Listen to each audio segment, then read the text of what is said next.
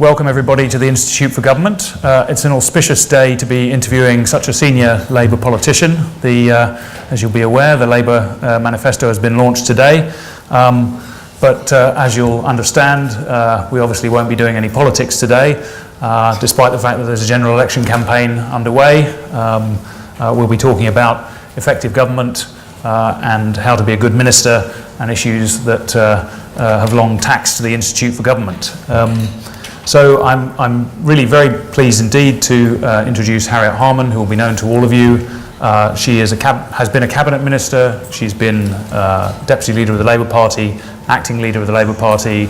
She was the first ever minister for women, and she has been leader of the opposition as well. The focus of Harriet Harman's career is well captured by the book that we're going to be talking about this evening, A Woman's Work. Harriet Harman has been a leading campaigner for women's issues and equality issues since she's been in Parliament and before she was in Parliament. So perhaps I can start by asking you this evening, you say in your book that you think that political memoirs are male vanity projects.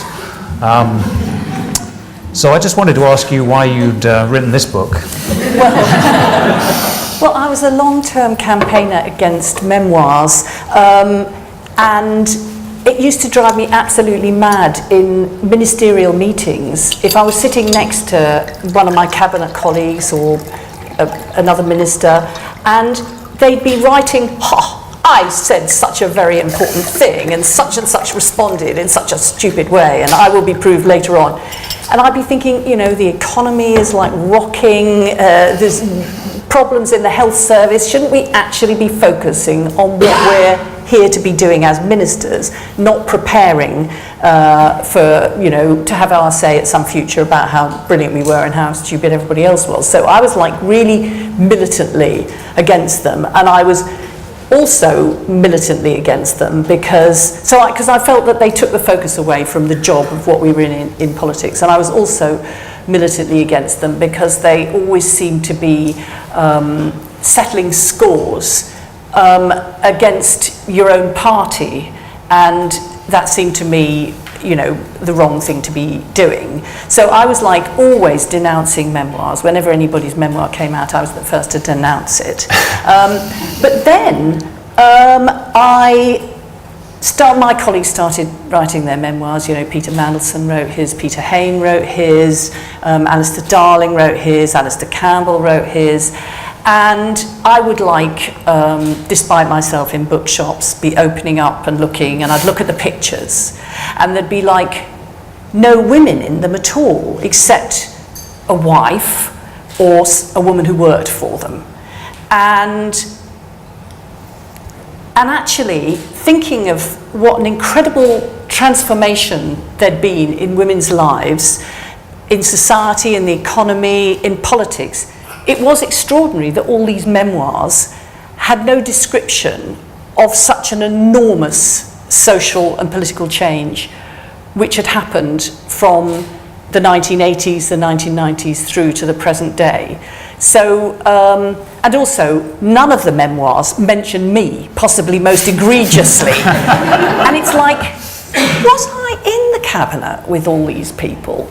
Was I ever doing anything? I thought, well, if they're not going to write about all the things I'd done, I shall have to write about them, and also at the same time write about all these amazing changes that were happening in women's lives, which caused massive changes in politics and public policy, complete transformations as well. So from having been against writing memoirs, I found myself to be duty-bound to do exactly that. And now, you know, in my complete U-turn, I believe all my women colleagues should be writing their memoirs as well, because the men will write theirs, and it is a hidden from history thing. Unless we actually write ours, then nobody will know what women have done. So your book talks a lot about the struggles and the campaigns you've had over the years, and the sexism and prejudice you've had to put up with. What's given you the drive to fight against that over the years? I mean, you've maintained this passion and this commitment. What's kept you going? Well, it was really being part of the women's movement, which emerged in the 70s and 80s, where the aspiration for a girl to have as the pinnacle of what she could hope for from her life to be to get a great husband, and then once she'd achieved that marvellous thing, to then look after the husband and be a support for the husband. The women's movement was challenging all of that and saying all those things that we're told women can't or shouldn't do, we're going to challenge that. And therefore it was being part of the women's movement. And the women's movement was across the media, journalism, academia, in the private sector, both in business and in management.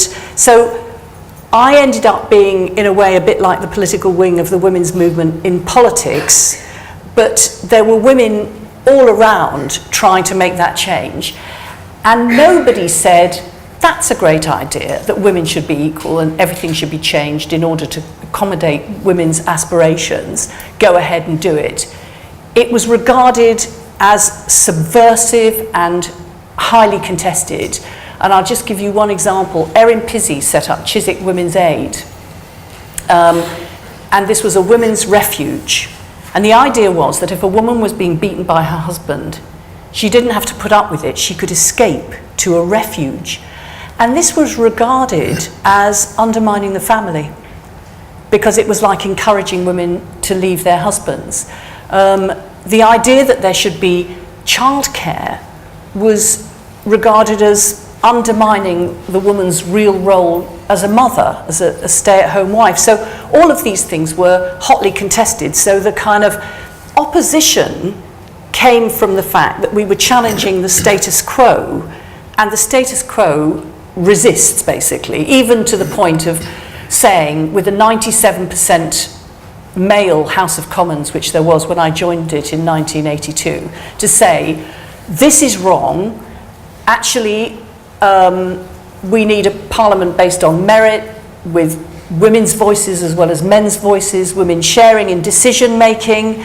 That was regarded as really offensive to all my male colleagues in Parliament, because it was like, are you saying we don't represent our women constituents properly? It was regarded as an attack on them by them. So they had to fight back. So I understand the women's movement was important in sustaining you and keeping you motivated, but really at a more personal level, what kind of kept you going? How did you deal with, you know, people attacking you personally? And I mean, where did you get your resilience from? That's my question, really. Well, once I'd started, I couldn't stop, because once I'd picked up that flag to say women can be in Parliament, they can be MPs alongside men, they can be in the shadow cabinet and should be. You can't then turn around and say, actually, it's too much with you know, the House of Commons sitting till 1 o'clock in the morning with 3 children that you're worried about. Actually, I'm going to quit. Because if you're a pioneer and you've kind of picked up the flag, if you threw it down, then that would set women back, because everybody would say, well, told you women couldn't hack it. You know, you can't have a woman with children in the House of Commons. You know, they just have too much on their plate. So I was kind of sort of, I had a sense that having started it, I absolutely had to carry on. And all around the country, when I'd go around the country, women would say to me, and they'd stop me on the train or the tube or the bus or out in the street and say, keep on doing what you're doing, because they could see that I was arguing for childcare and for a new approach to domestic violence, and they literally would kind of grip my arm and say, keep on doing it. And so I got massive reinforcement from outside the House of Commons, albeit a lot of resistance inside. I mean, like, for example, when we proposed that there should be 4 women on the shadow cabinet, because in the shadow cabinet there was like more than 20 men and only 1 woman, which was Jo Richardson, who was the shadow minister for women. There was massive opposition, even though we were going to add places. We didn't dare argue that some of the existing places should be taken by women. We were going to add to the shadow cabinet. There was massive resistance, and it was described in the bar as the Tarts Charter. I mean, absolutely unbelievable. So, so there was a lot of resistance all along the way. So staying with the House of Commons, you've been an MP since 1982, you were leader of the House, you've had lots of experience of the way the House operates. Lots of things have changed, but what more would you want to see change in the House of Commons and Parliament more generally?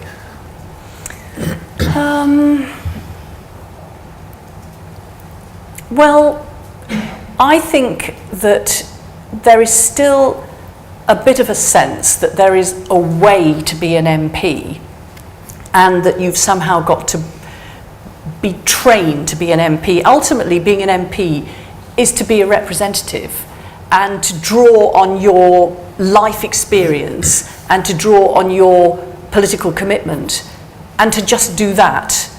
And I think there's still a bit of a kind of drag anchor of, well, once you're elected, you better keep your head down for the first 5 or 10 years and learn the rules. And actually, the rules are less important than what you see and understand from your own constituency, what you know from your own politics and commitment. And I think people should feel more able to do that rather than more hemmed in. I mean, when in 2010, I was outgoing leader of the House, and Sir George Young was coming in as leader of the House because we'd lost the election. The Speaker arranged for me and Sir George Young to speak to the new members of Parliament, and they all came into the chamber and we spoke to them. And I basically said to them all, don't keep your head down.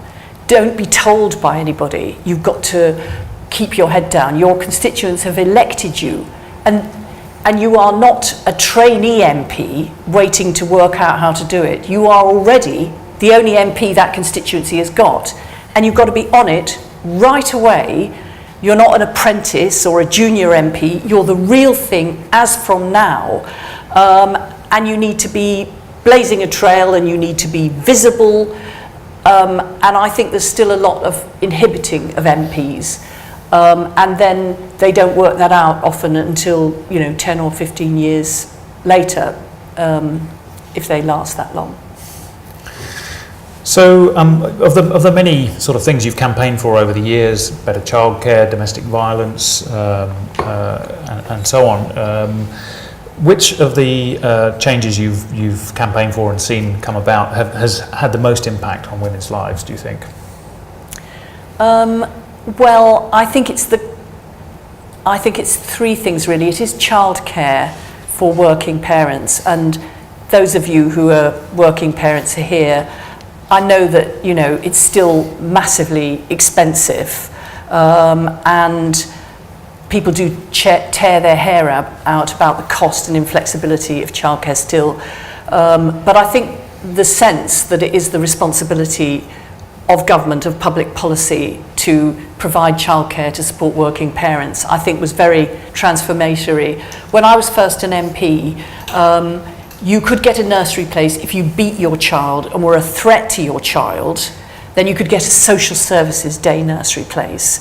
But if you weren't a threat to your child, neglecting them or beating them, you couldn't have a nursery place. And I had one case actually where a woman came in and said she was absolutely at the end of her tether on the 10th floor of a tower block with a toddler, and they were both driving each other mad. She didn't have any money. She really wanted to work. She got a job. She was absolutely desperate for a nursery place. So I was onto the council and saying, this woman is about to crack up. She must have a nursery place. Do give her one. So she did get a nursery place.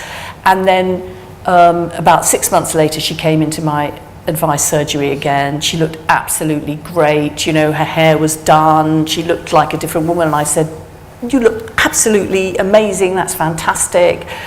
And she said, that's just the problem. That's what they've said to me at the nursery. Everything is going great for you, so you can't have your nursery place anymore, because she was no longer in need And that's what used to happen. And I think the idea that it should be a public policy objective to provide nurseries for working parents, I think that's incredibly important. The other is in domestic violence, moving from a time when actually it was the man's duty to keep his wife in order.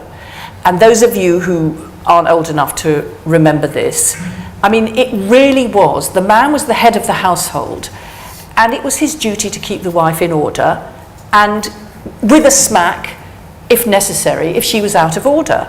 And it was, you know, thoroughly approved of. And, you know, if she came out with a black eye, well, she probably brought it on herself. Or who knows what goes on behind closed doors. And the whole attitude of treating violence against women from their husband or partner as a matter of criminality rather than as a private matter within a family was, I think, an incredibly important transformation.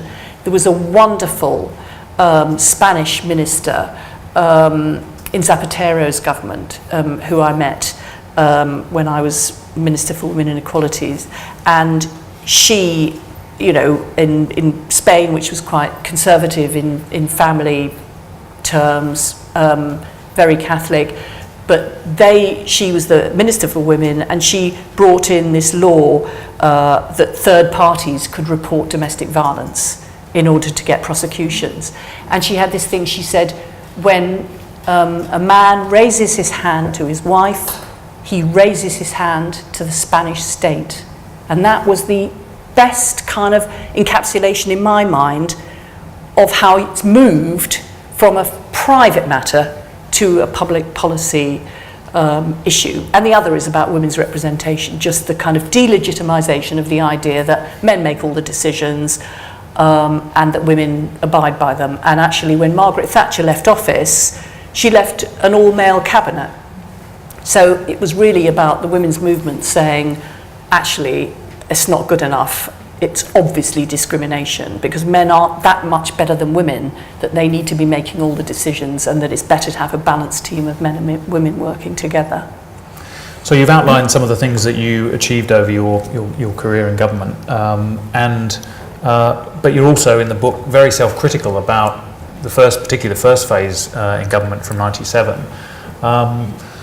In retrospect, what could you have done better to prepare yourself for government?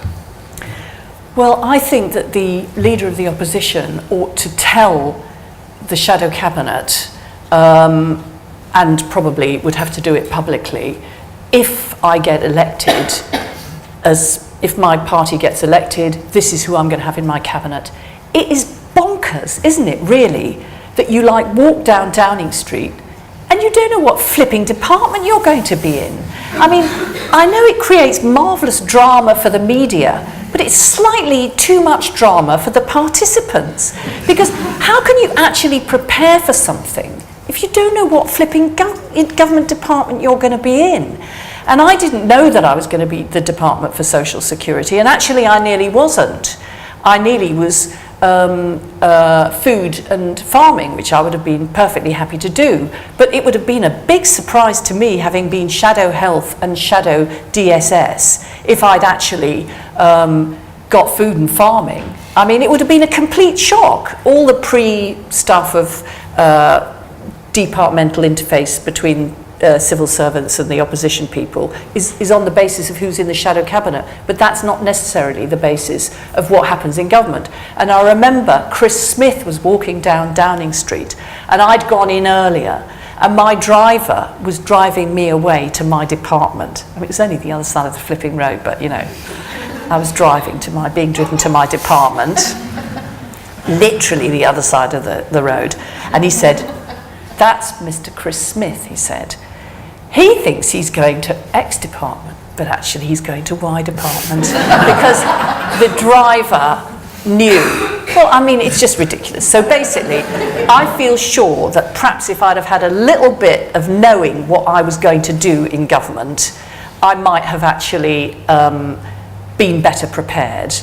And also, if there'd have been the Institute for Government, I would have been better prepared, because we didn't have anything, and we were like campaigning in opposition. We had one mad seminar in Templeton College where everybody was telling us, you know, ancient civil servants, long retired, ancient ministers from governments from the mists of the past telling us what we couldn't do.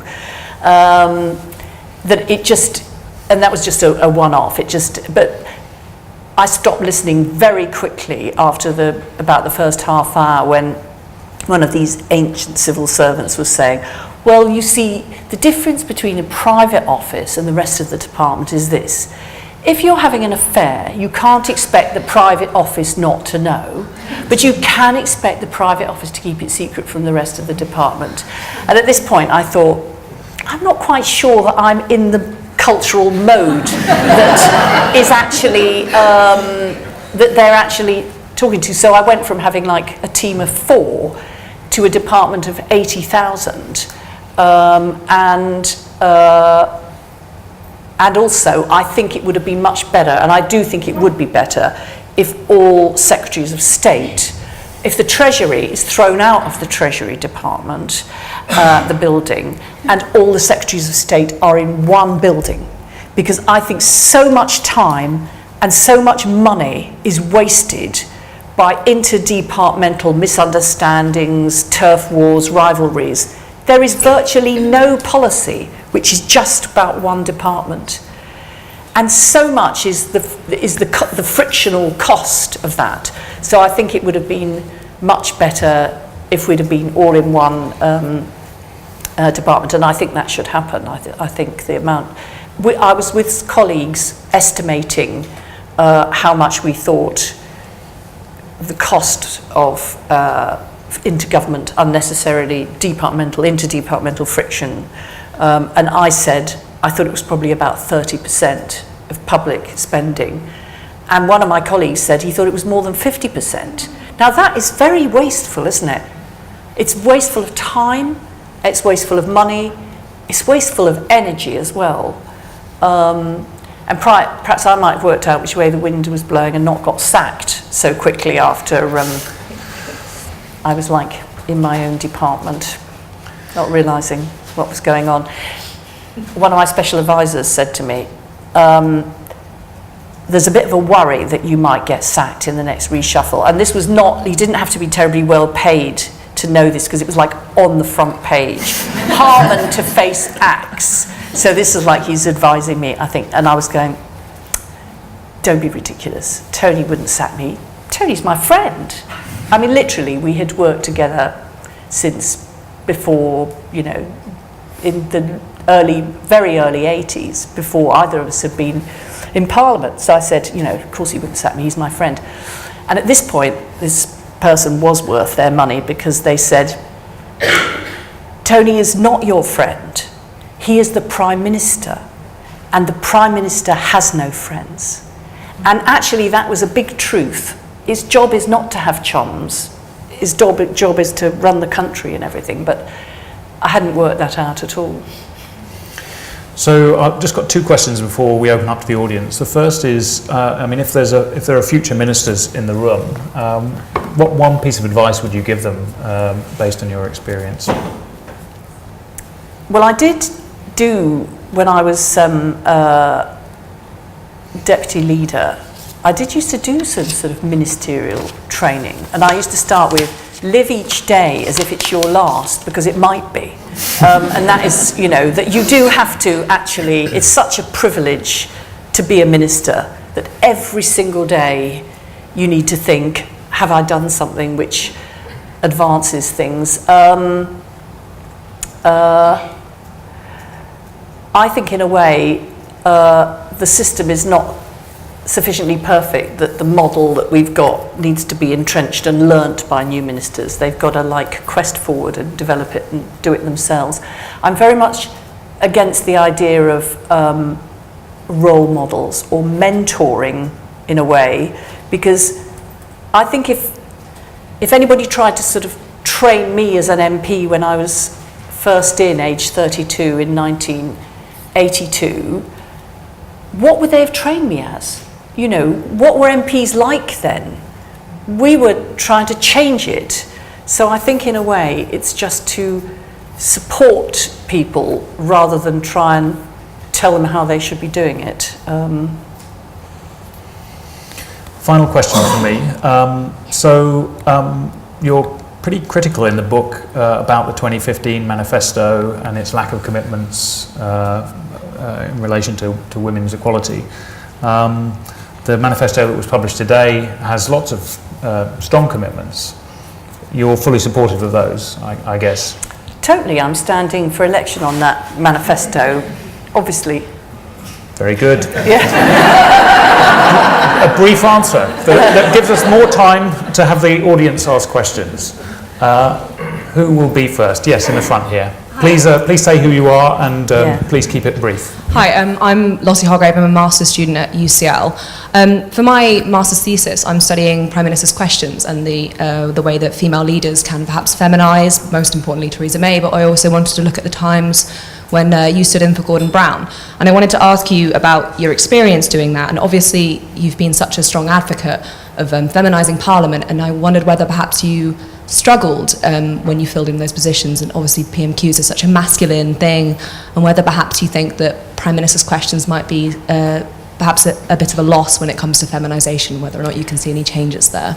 Well, I think that Prime Minister's questions remains wholly unreconstructed and unmodernised, and I did Prime Minister's questions as Gordon Brown's deputy when he was away and not doing it, so I did it from the government side, but I also did it in 2 batches as leader of the opposition, acting leader of the opposition. And I know that various prime ministers have tried to change it. Tony Blair said he wanted to change it. David Cameron said he wanted no more Punch and Judy, but there is something about the way that it works that, I mean, certainly doing it just on a one-off basis, the idea that I could change the terms of doing it, I mean, it just was impossible. Jeremy Corbyn tried to change the terms of doing it, you know, with reading out people's, and ultimately abandoned that. It's literally like a blood sport, and I just felt, although I've always been in things in order to change the rules and change the systems, this was just something I had to do in the terms of what it was, and I had to get there, in there, and just nail it in its own terms. So I don't normally sort of approve of doing that sort of thing, but I just, at the moment, you know, I just had to do that. And I don't think that Margaret Thatcher feminised politics in any way, shape or form. She didn't claim to. She was like, I'm going to beat the men at their own game. And she wasn't there because she was a woman. She was there despite being a woman. I don't know whether people remember the spitting images with her with all the vegetables in the cabinet, which was very funny. And I think Theresa May is, for all that she's put forward that in order to make themselves more electable and seem more modern, they've got to have more women MPs, and has pushed forward women MPs. I don't see her insisting on the sorts of change that will help women in their lives at all. She's more like Margaret Thatcher in that respect than she is, but actually some of the new women Tory MPs are actually more like daughters of the women's movement, and they're very different from her. And they cause me a bit of a quandary sometimes, because they're quite friendly to me, and perhaps they even see you as their mentor. Well, they speak in the same sort of terms, and I'm like, I'm in here to like be fighting everything against the Tories, and then these women with progressive ideas on gender stuff come up and hang out with me in the tea room, and I'm like, I can't be snubbing them, but I just think to myself, they are in the wrong party. That's what I get through. And I say, you're great. You are in the wrong party. Mind you, they say, we are in the party of government. So, at the moment, we'll have to change that on June the 8th. I think that's all the campaigning we're allowed under the charity rules. You know, I think these things would be really good if you had MPs in them, and ministers. I know MPs are all busy at the moment trying to get themselves elected, except people like me who are just down the road. But actually, I think the perspective for MPs to understand all of you lot and for you lot to understand MPs, I think that would be quite good, because you're all in the same business, really. So I should have said earlier that, like United Airlines, we run an overbooking policy, but at least the people who are overbooked have seats next door. If they want to come through and ask questions, they should feel free to do so. Jo. Hi, Jo Clift. I'm an independent consultant. I heard you talking recently about how you had some regrets about not standing as leader in the previous competition. But also, I heard you saying that you felt there were times when you'd been very overlooked for positions within the party. And I just wondered what you thought you would or could have done differently in that respect. I think the thing about 2010 is that I think probably if I'd have run for leader then, I felt that I probably could have got elected, because it turns out the party hadn't taken to David Miliband because he didn't get elected. They didn't know Ed Miliband. So probably if I'd have stood, and at that point I would have probably got elected, and at that point I was like really nailing it in Prime Minister's questions and in the budget response. I mean, we'd like cocked up electorally, but I was doing really well on the front bench. In the budget debate and the Queen's Speech debate, actually, lots of people were saying, why don't you stand for leader? But somehow the whole thing seemed to be, after the awfulness of being chucked out of government, to try and hold things together to get the new leader in, rather than to think, oh, I should be doing it myself. And there is a thing about any new young man who comes into the House of Commons, who's looking sharp and makes a halfway reasonable, articulate speech, there'll be people going, leadership potential. They don't do that about women. They just don't. Well, they certainly didn't in my days. It would be like, what is she doing here?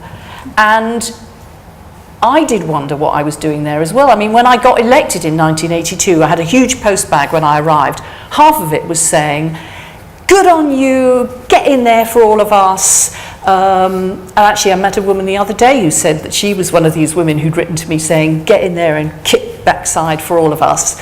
But the other half was like, what are you doing? You will ruin your children's lives, because I was already pregnant at this point. You will ruin your children's lives, and they will truant from school.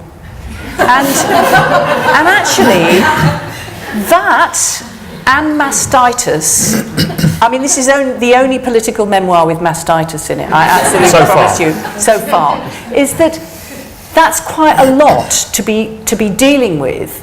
You know, if you're a man in Parliament, you don't have to think, what is it to be a man in Parliament?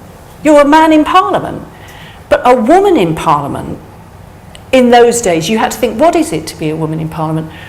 How do you sound? How are you supposed to sound? What should you be wearing? There's a big amount in the book about what to be wearing, because, you know, the tweedy ancient Tory matrons, I couldn't be wearing what they were wearing. I wasn't going to be wearing tweedy suits. I sort of arrived in a red velvet maternity dress. That didn't feel like authoritative. Then I went into like a floral frock from Laura Ashley. That didn't look like an MP either. You know, it was so actually the idea of leadership to a man MP is not a foreign country. For a woman, being in politics is quite a foreign country. But to be a leader is even more so. I didn't really work it out that I could have actually got elected in 2010. But actually, who knows, you know, there's nothing to say I would have necessarily done a better job than Ed Miliband. So I'm not regretting I didn't run for it. But I didn't. Thank you. Gentleman back there, and then the woman in front. Hi, Guy Horsington from DEFRA. Kezia Dugdale, Nicola Sturgeon, Ruth Davidson, Leanne Wood, Theresa May. I mean, we're doing pretty well when it comes to women leaders in politics. Is that a brief period of time, or do you take any credit for that? What are your reflections on the current situation? Do you know, I do take credit for it, weirdly. And I take, actually, it's like the change that happened in the Labour Party, which was not just my doing. There was women at all levels of the Labour Party complaining that the Party for Women and Equality actually seemed to be a men-only show. So we got 100 Labour women MPs in 1997. And that precipitated a change in the Tory party. They couldn't carry on being so male-dominated. It made them look really old-fashioned. So it did precipitate change in other parties. I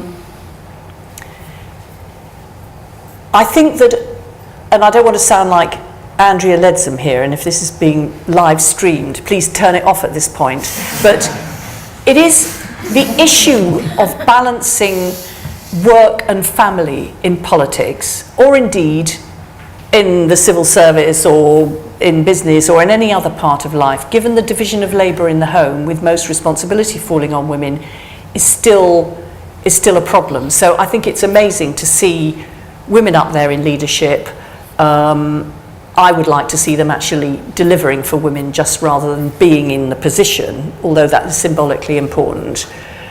But I think that we've got to make sure the clock doesn't turn back. Things that we assume are there, we've got to just make sure they don't turn back. I mean, they have turned back in the States, after all, really, they've turned back.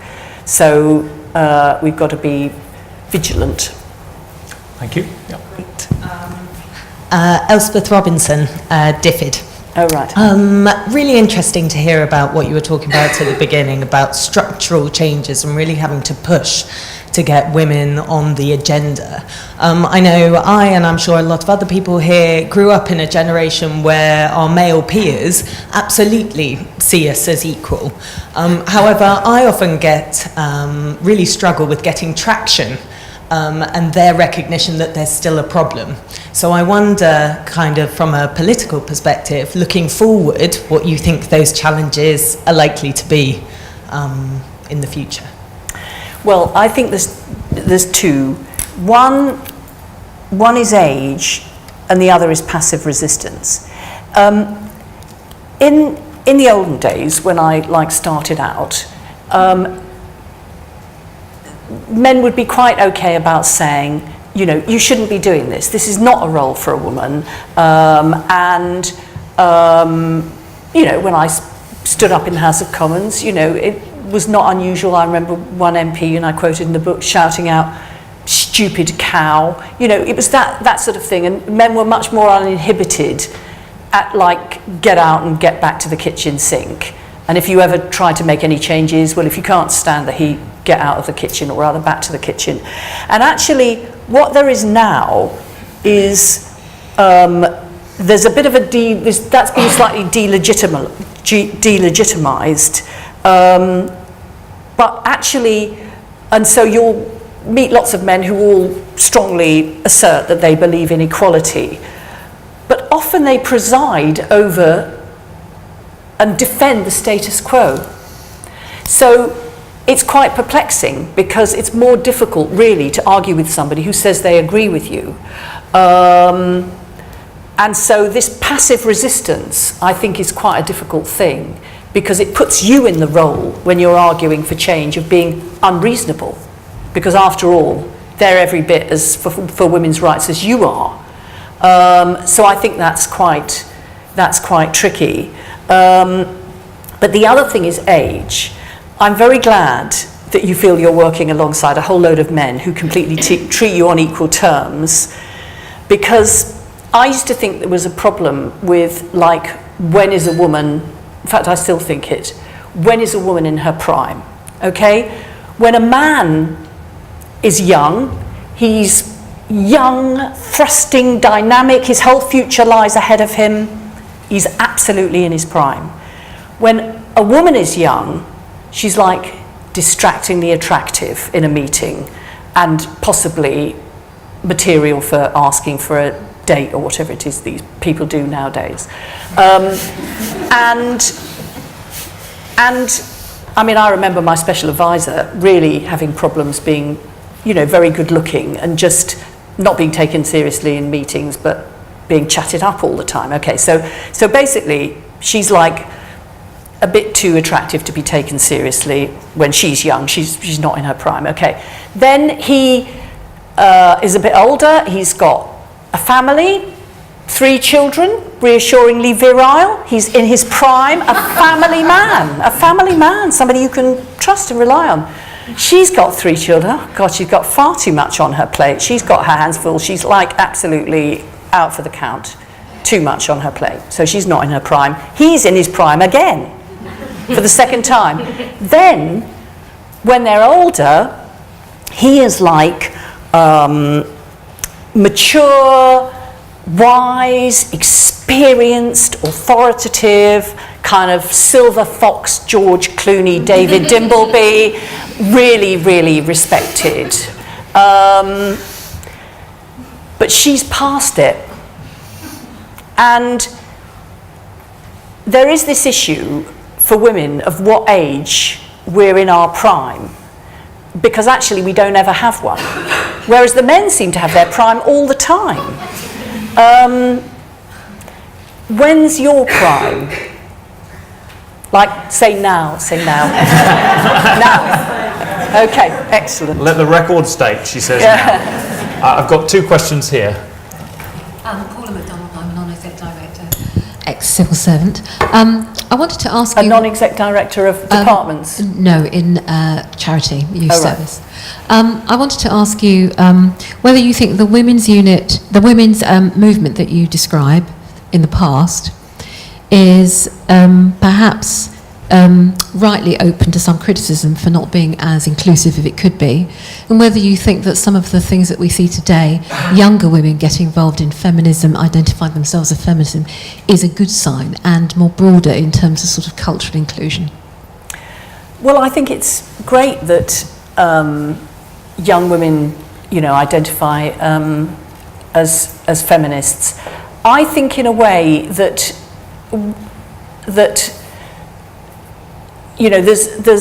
there's an important thing to fight against inequality across the board, whatever it is, whether it's based on class, whether it's based on place, whether it's based on gender, race, sexual orientation, disability, age. Actually, for anybody, whatever's the root of the discrimination, that is a terrible thing.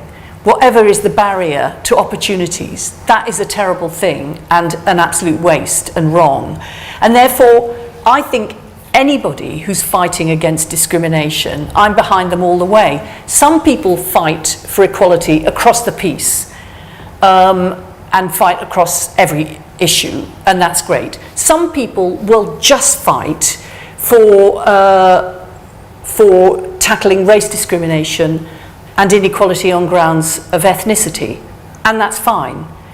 And some will do it just in relation to age or disability. And I'm very much against the idea that there's a hierarchy. Of inequalities, that some inequality is worse somehow than others. All inequality is bad, and anybody who's doing anything about it, I think, is good. And I think because you don't necessarily work across the piece on all things, then I don't think you should be judged. I think anybody who discriminates should be judged full stop, whether they're, whatever. So I think there's kind of a new argument about sort of intersectionality, isn't it? And I just think that judging those of us in the equality sort of movement, judging each other, is just not a good thing to be doing. The people who are loving discrimination and loving inequality are nicely united. Let's not divide amongst ourselves and judge each other. It's a hard enough task as it is. Thank you. That's the woman behind. Thank you. Kilpatrick from DWP. Firstly, a very quick comment about Prime and so on. You've been saying in my time. It is still your time. And the second thing is, having been around for a while, one of the things I find profoundly disappointing after around 30 years of working is that a group of many hundreds of women have felt the need to create and join a women's equality party. Do you find that a bit, great idea as it is, a bit disappointing that we still need to do that kind of thing?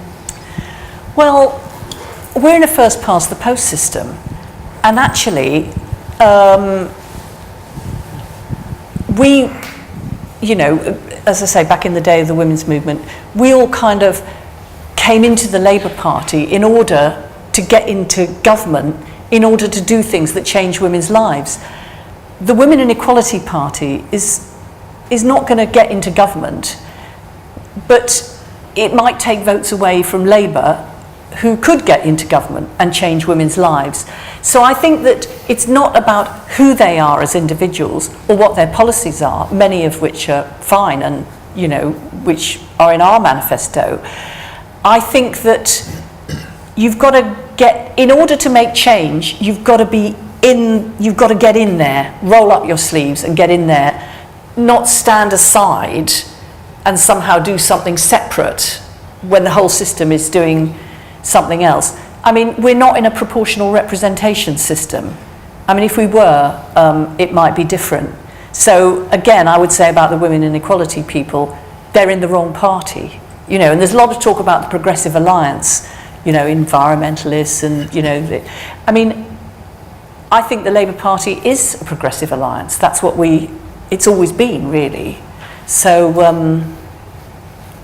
yeah. Thank you very much. Don't vote for the Women's and Equality Party. Let's leave it right there. Let's leave it right there. Yeah. Charity Commission. Sticking on the theme of the Labour Party, really. So I'm Kirsty McHugh, I'm Chief Executive of a membership organisation, but speaking in a personal capacity. Labour Party still feels to me... Which membership organisation? Employment Related Services Association, employment services. Oh, right. Yeah, back to work stuff, you know, oh, right. stuff that you sort of got involved with a long time ago. Yeah. And Labour Party still feels quite masculine to me, and I think it's partly the late night informal networks down the pub. I think it's partly the influence of the trade unions, and I think that's probably come to the fore more now than maybe in the last sort of couple of decades. And I just wondered what more the Labour Party could do to make it a bit more female friendly.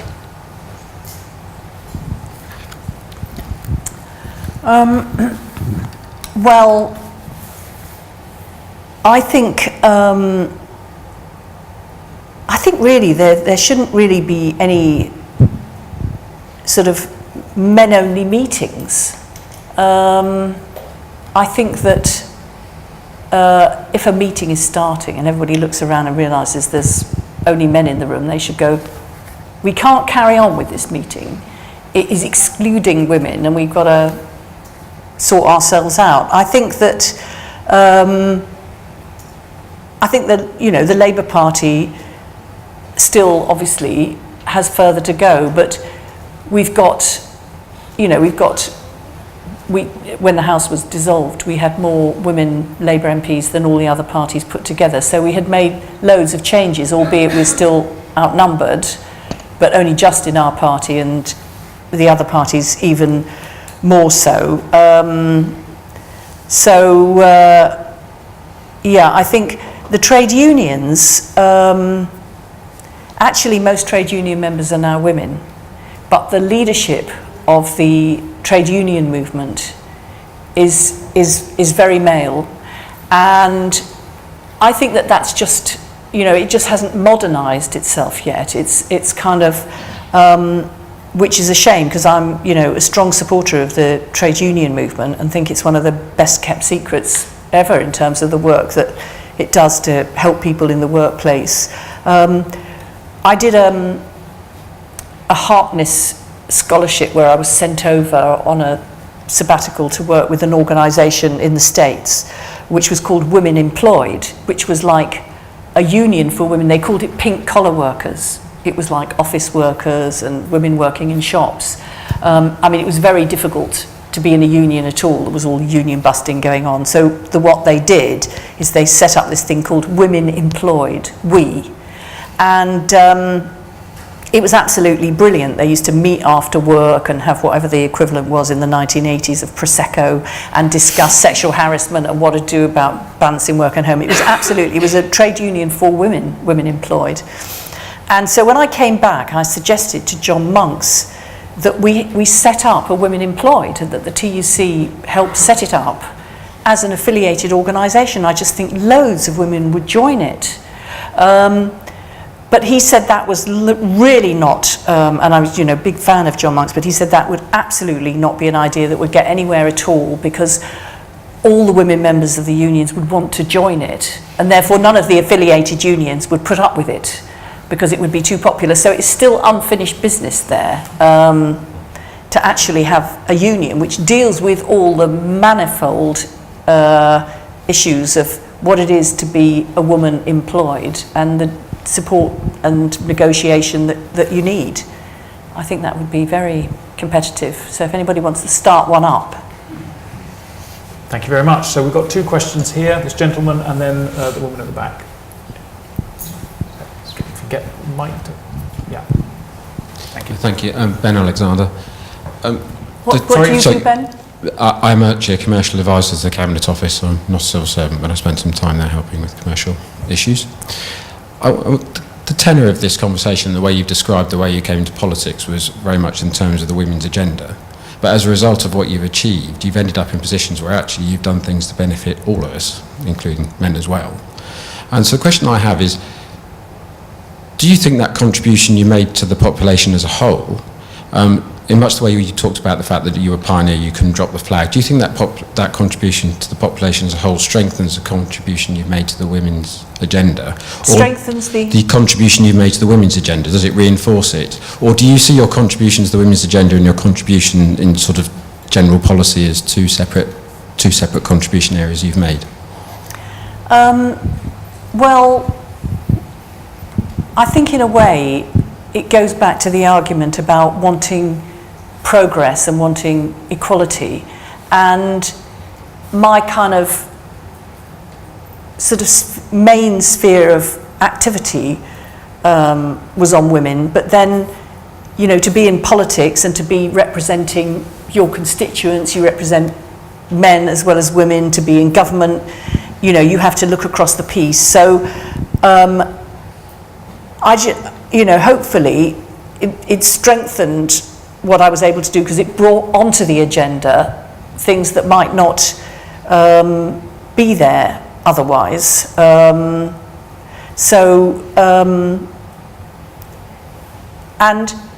actually it's quite odd, because some of the things that I did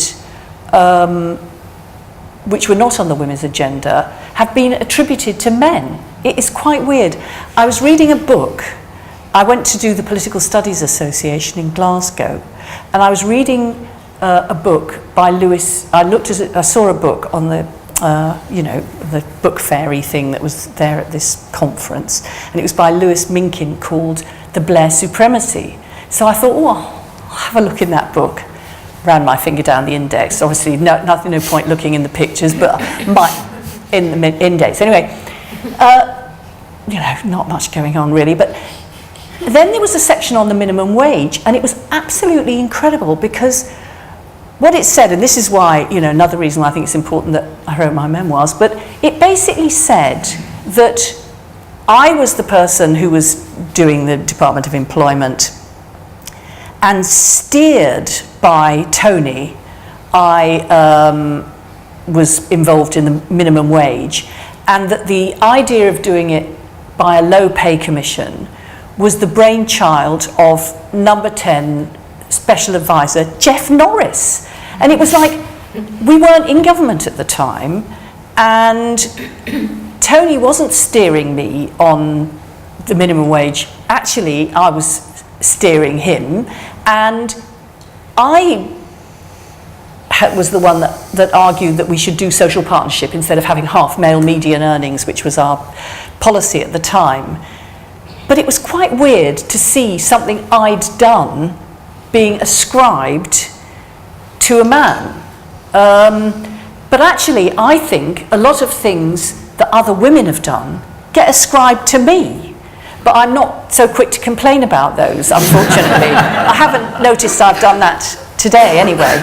But in a way, once you start doing something, people think you've done lots of other things. But the truth is that anything that, in quotes, I have managed to do has not been an individual effort. It's been a collective effort of all the women in the women's movement.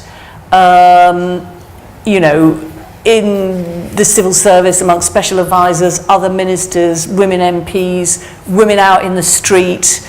And actually, you can't do things on your own as like a beacon. When you're trying to make big social change, you can play your part, but it has to be collective, otherwise you don't make any difference.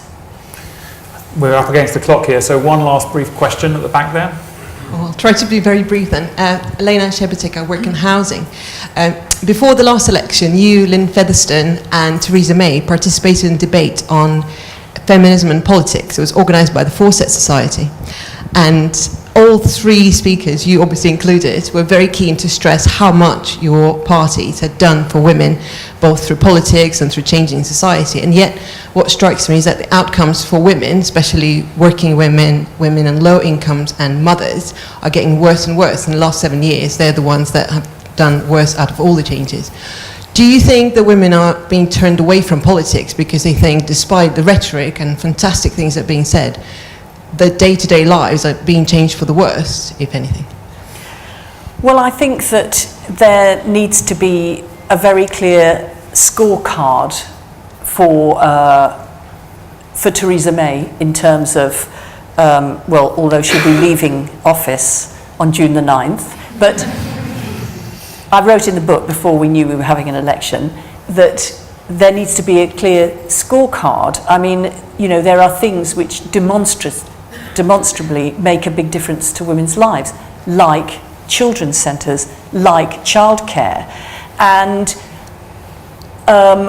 therefore she needs to be judged by the objective situation of whether or not there's more or less childcare, whether it's more expensive or less expensive. And the other issue is the issue about average annual income of men and women taken across the piece. I'm not talking about just pay or just money from pensions, or I'm talking about average annual income across the piece. When we started out in government in 97, women's average annual income was 50% of men's. By the time we left, it was 70%. And it's going backwards now. And I think that that's a really important indicator, because people talk about things separately, like, you know, they talk about women's income in retirement, or they talk about income in retirement, or they talk about equal pay or not. But actually a very good measure, so I would say let's all look at that measure of the average annual income of men and women and see whether it's going backwards or forwards, because actually what's happening, we've got a woman Prime Minister, but it's going backwards. But that's because we've had the wrong party in government, I'm afraid. It's a good moment to end that response. Just before this session, we had an interview in the Ministers Reflect series with Harriet Harman. So if you've found the discussion interesting this evening, in due course there'll be a transcript of another interview about advising new ministers on how they should learn from Harriet Harman's experience. Will be on our website soon. We'll shortly, there are some refreshments outside for everybody, and you're very welcome to enjoy them. There are books available. I don't know if you can stay and sign a few. Finally, please join me in thanking what I think has been an absolutely fascinating discussion on a wide range of issues. Thank you, Harriet Harman. Thanks.